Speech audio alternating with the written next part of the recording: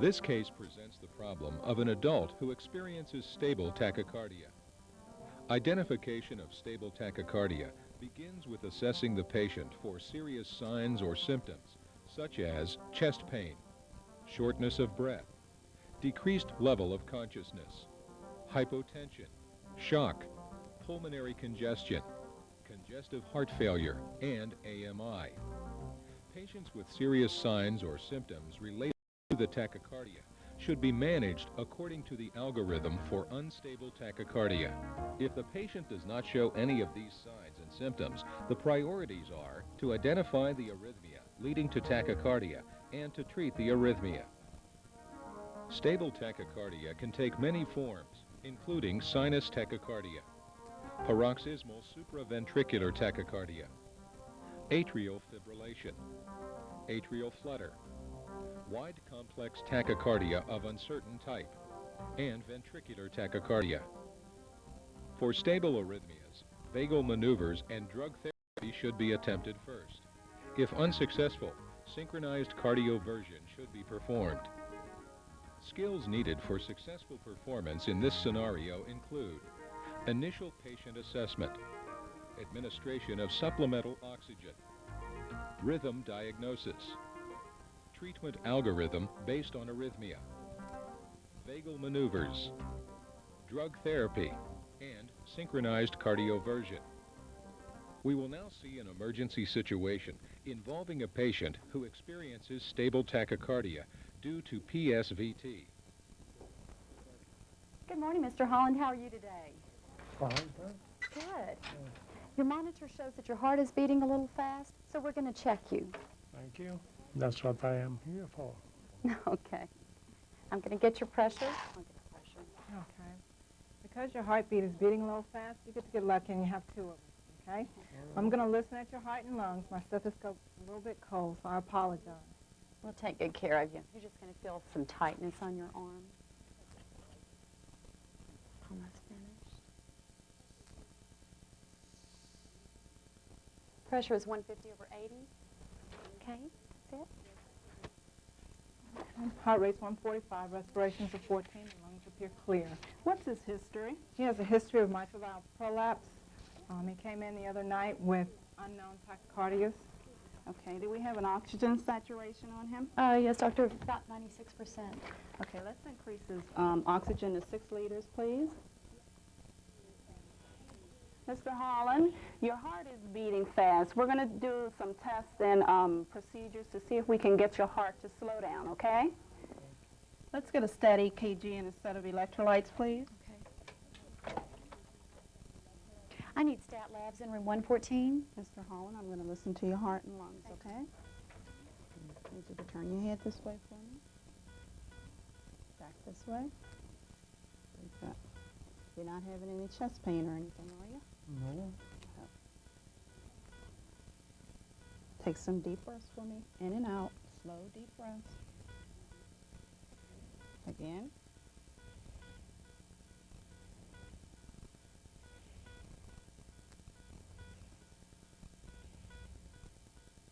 Okay, that's good. Any pain here? No. Right here? Okay, very good. I've got the EKG machine.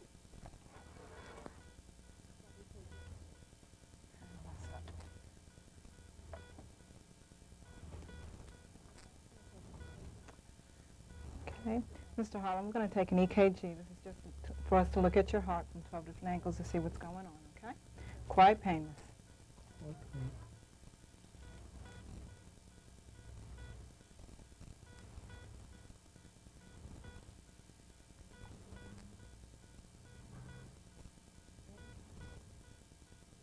Okay, you ready?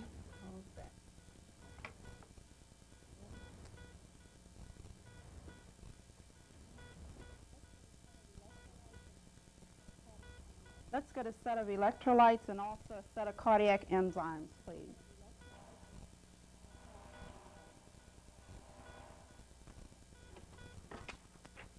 Okay. Here you go. Okay. Is that okay? This is fine.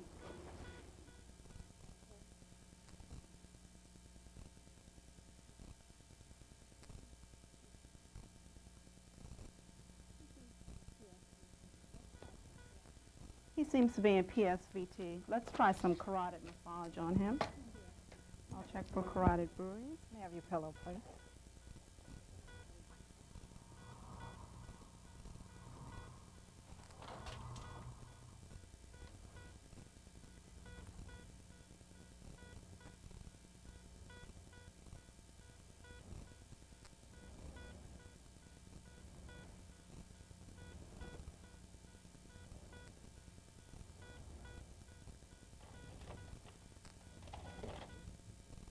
Therapy for PSVT aims to interrupt a cycle of impulses that involves the AV node, the ventricles, and some supraventricular structures.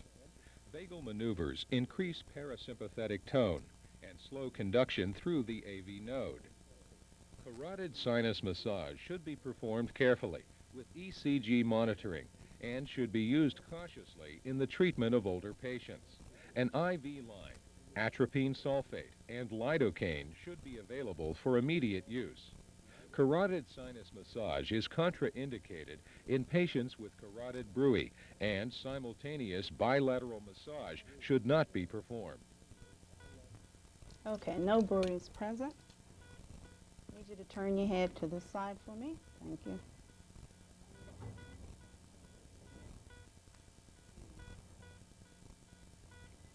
No change. Let's try the other side.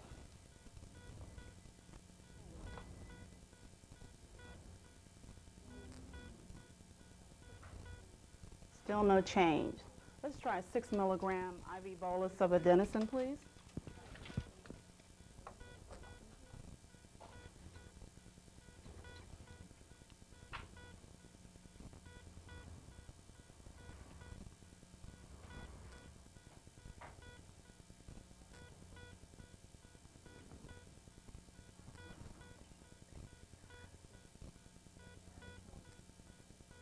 Dancing in. Flushing the line. Still no change. Let's try a 12 milligram bolus.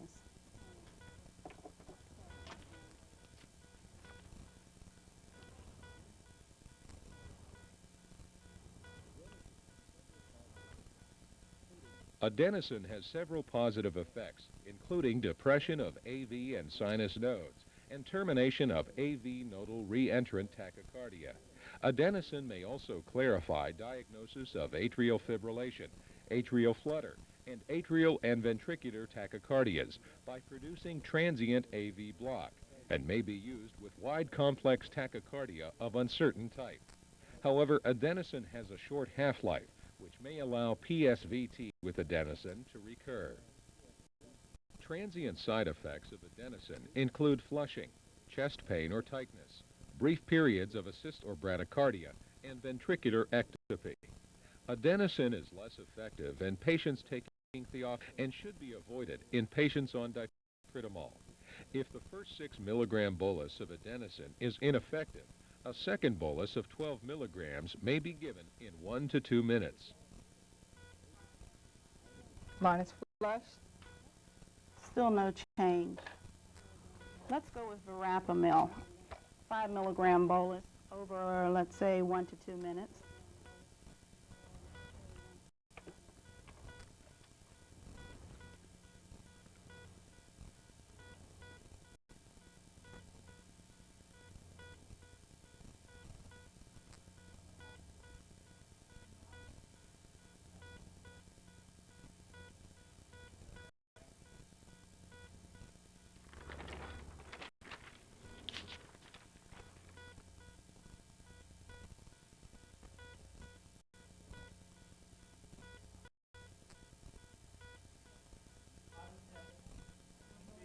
Flushing the line.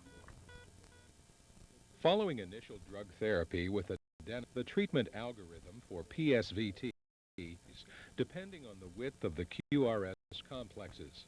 In this case, the complexes are narrow, and the treatment recommends admission of verapamil. Verapamil should be used for PSVT only if adenosine is ineffective, the QRS complex width is narrow, and the blood pressure is normal or elevated. Verapamil should be given at a rate that does not adversely affect blood pressure. This rate may vary with age. Verapamil has several positive effects, including depression of AV and sinus nodes and termination of AV nodal reentrant tachycardia. Verapamil may also clarify diagnosis of fibrillation, atrial flutter, and atrial and ventricular tachycardias by producing transient AV block. Verapamil also controls ventricular rate in atrial fibrillation, atrial flutter, and multifocal atrial tachycardia. However, verapamil is contraindicated in wide complex tachycardia of uncertain type and ventricular tachycardia and may decrease myocardial contractility and exacerbate congestive heart failure. His rhythm is still unchanged. Mr. Holland, how are you feeling? My chest bothers me. Okay, let's recheck his pulse and blood pressure, please. We've got an O2 set still around 98%.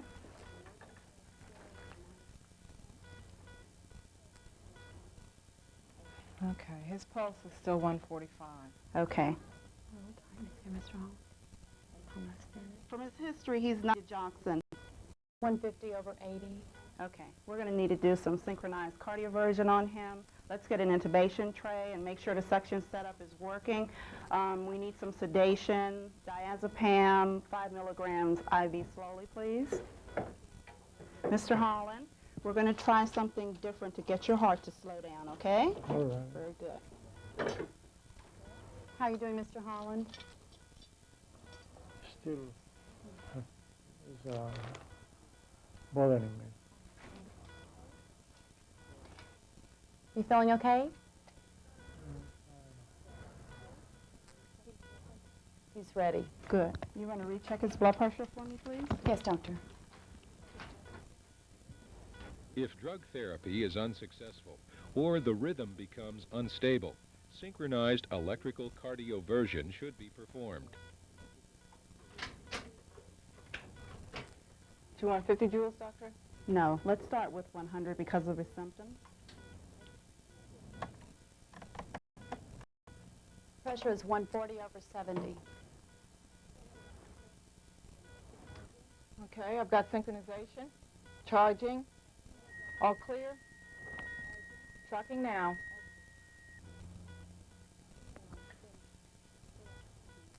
His rhythm's still unchanged. Let's go up to 200 joules.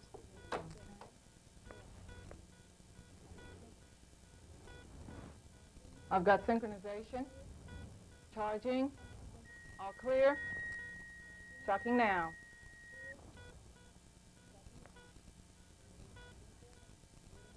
Okay, he's in sinus rhythm, rate of about 90. You want to recheck his blood pressure for me, please? Yes, doctor.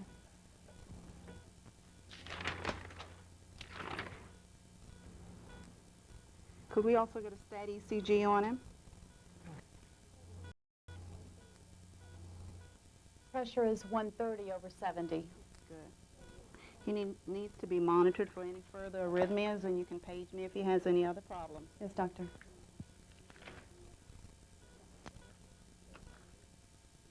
Following successful cardioversion, it is important to check the patient's respiratory status, cardiovascular status, and neurological status. Some common errors in a situation like this include failure to perform initial assessment to determine stability, incorrect rhythm diagnosis and treatment algorithm, and failure to listen for a carotid bruit before carotid massage.